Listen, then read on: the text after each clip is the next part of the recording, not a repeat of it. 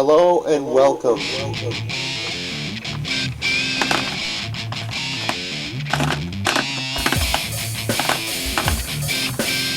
Today we've got something special for you.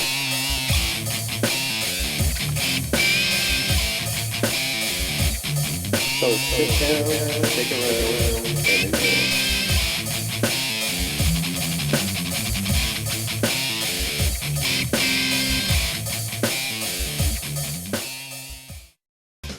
Hello and welcome. This time, not to a Spider-Man 101 class, but to a Spider-Man 102 class. Yes, it's time for the continuation. This time, it's Venom 102. Enjoy. Oh yeah, it's back in black. Now, we're going to start this review basically from where we finished with our Carnage 101. Venom was caught again by Spider-Man, and there he is in confinement once again.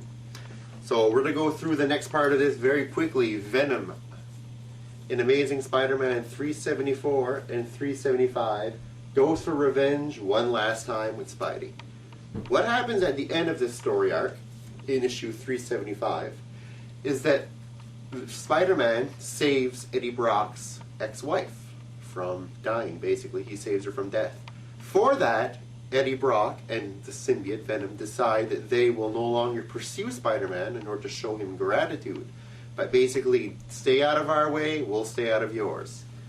So at the end of 375, a new form of Eddie Brock and Venom is born, which leads into his first miniseries, which is Venom, Lethal Protector.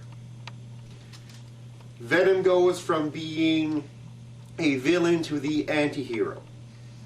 Now, Venom will have several different mini-series, if you will.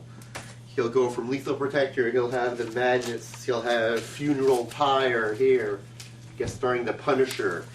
He'll go on to do many, many of these things. And one of the coolest covers right here is from The Enemy Within. This one actually glows in the dark. Very cool. So, Venom is the anti-hero now. Now, does he still dislike Spider-Man? Yes. But does he tolerate Spider-Man? Yes. Does Spider-Man tolerate him? Yes. They still do have their tiffs, but Venom, like I said, is more of an anti-hero at this point.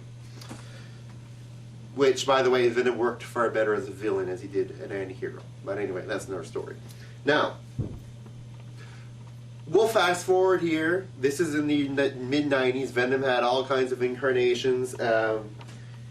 If you will, right here in the mid-90s or in the Clone Saga, the actual first person that Scarlet Spider fought was Venom. What happens, and this is where things start getting actually a little interesting, is a miniseries which is called Marvel Knights. Marvel Knights is a long storyline, but it's a great storyline. And what it involves is Norman Osborn is basically in jail, and he has Aunt May kidnapped. And he's working with Max Gargan, which is known as a Scorpion.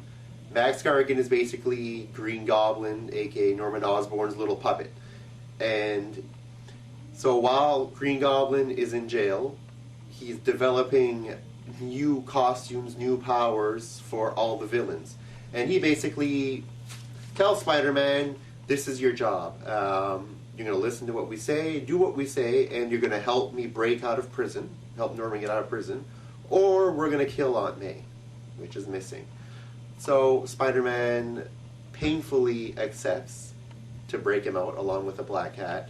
And needless to say, when they do break him out, Norman, what do you know, he turns evil and basically says, haha, you got me out and I'm going to kill you type thing. Usual, typical Green Goblin style.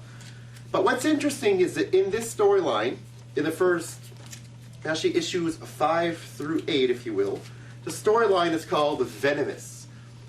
The mini sub-storyline, I should say. And what this involves is actually Eddie Brock discovers that he has cancer, and basically the suit's been keeping him alive. So Brock decides that since he's refound his religious beliefs, that he is going to auction off the suit and put all the monies towards charity. So what Brock does, he first appears in number 5. In Marvel Knights number 6, he actually auctions off the suit. The winner of the suit is a big crime boss who wants to get it for his son, because his son's a puny little type mobster that never really did anything, and he wants his son to be big. So he buys it for $100 million. That's the price that the Alien Symbiote goes for. In number 7, we see this new crime boss's son, which his name is Angelo Fortunato. He merges with the symbiote for the first time and attacks Peter Parker at one of his high school graduations. And in number 8, which is the last part of the Venom storyline, well, the Venomous sub-storyline, Spider-Man and Venom fight. And naturally, Venom, this Angelo kid, isn't really as cool and tough as Brock, so he wants to retreat. The symbiote gets mad at him, basically pissed off. Angelo jumps over a rooftop to try to get away from Spider-Man. The symbiote says, "You know what you're lacking, Angelo? You're lacking a little more venom." And the suit rips off Angelo, so Angelo is left in the middle of the alleyway in the air. The suit takes off. It says, "I'm going to go find a new host." Angelo drops down, dead.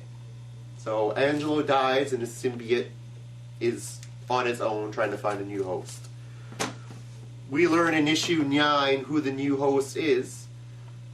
The symbiote follows and finds, what do you know, Max Gargan, one of the main players of this whole storyline, Mr. Scorpion. Finds him, merges with him, and by issue 11, you're going to see the Max Gargan version of Venom for the first time. Now, during this time, Eddie Brock, which has relinquished the symbiote, tries to commit suicide, tries to slash his wrists.